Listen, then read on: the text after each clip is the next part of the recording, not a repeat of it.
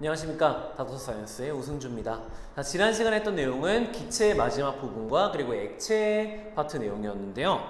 자, 기체 부분에서는 우리 확산과 분출에 대해서 배웠죠. 그래서 확산에서는 어떤 기체가 확산하는 속도가 온도의 루트에 비례하고 그리고 분자량의 루트에 반비례한다. 이러한 관계에 대해서 배웠습니다. 그리고 나서 한 게 바로 그레이엄 법칙이었죠. 그레이엄 법칙은 여기서 또 하나 루트 D분의 1 바로 그 기체의 밀도의 역수의 루트에 비례한다. 따라서 V1분의 V2는 루트 M2분의 M1 이렇게 위치가 바뀌고요. 또한 얘는 D2분의 D1 이렇게 표현이 된다라는 게 바로 그레이엄 법칙이었죠. 자, 그 다음에 한 게 바로 돌턴의 부분압력 법칙이었습니다. 돌턴의 부분압력 법칙의 가장 핵심은 A와 B라는 두 기체가 섞였을 때 각각은 서로 전혀 다른 게 없다라고 생각하고 움직인다, 거동한다라는 거였고요. 그래서 A에 대한 PAV는 NART 이렇게 이상기체 상태 방정식을 쓰고 같이 존재하는 PBV는 NBRT 얘가 존재할 때 이 둘을 더해 보시면은 PA 더하기 PB의 V는 NA 더하기 NB의 RT 즉 P 토탈 V는 N 토탈 RT 이런 식이 나온다고 말씀을 드렸습니다. 자, 그리고 여기서 이 친구 나누기 이 친구 분의 이 친구를 한번 해볼게요. 요식분의 요식을 해보시면은 PA 더하기 PB가 PT니까 PT분의 PB는 V는 날아가겠죠? 그리고 여기도 RT 똑같으니까 날아가고 NT분의 NB NT분의 NB 이런 식이 나옵니다. 그러니까 전체의 몰수분의 B의 몰수 이게 바로 B의 몰 분율이라고 하는 건데 이 B의 몰 분율은 전체 압력분의 B의 부분 압력이다. 자, 따라서 B의 부분 압력이 궁금하다면 양별의 PT를 곱해주세요. 그럼 어떻게 돼요? PB는 PT 곱하기 B의 몰 분율이다. 이렇게 얘기를 할 수가 있다는 겁니다. 이런 것들이 바로 돌턴의 부분압력 법칙에 대한 관계식들이었어요. 자, 이렇게 하고 나서 다음으로 배운 게 바로 액체 파트였는데요.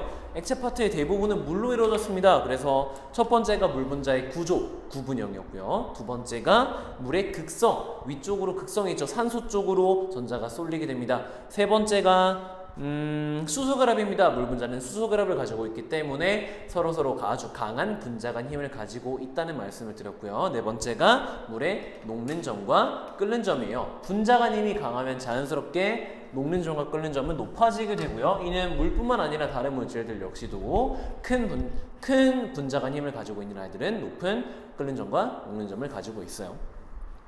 자, 다섯 번째는 물의 밀도였습니다. 물의 밀도는 제가 조금 자세하게 설명을 드렸는데 물 같은 경우 일반적인 물질의 경우에는 밀도가 온도가 떨어짐에 따라서 밀도는 증가하는 양상을 보인다 라고 말씀을 드렸고요.